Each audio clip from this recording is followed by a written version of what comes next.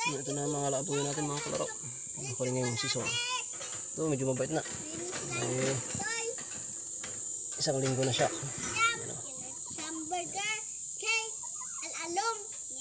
Isang linggo na to.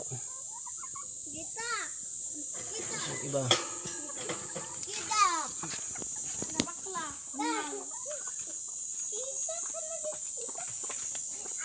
Ang gano'n nga.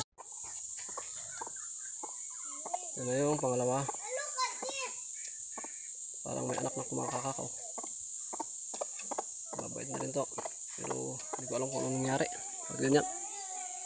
Yun walang buhok solo kasi binugbog yung ito nating manok. Kaya siguro nagkaganyan. Ito naman. Naglulugon na. Kasi ito naglulugon na rin.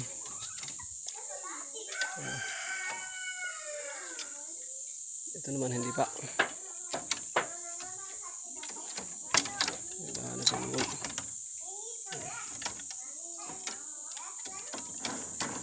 Tapos yung katian naman natin.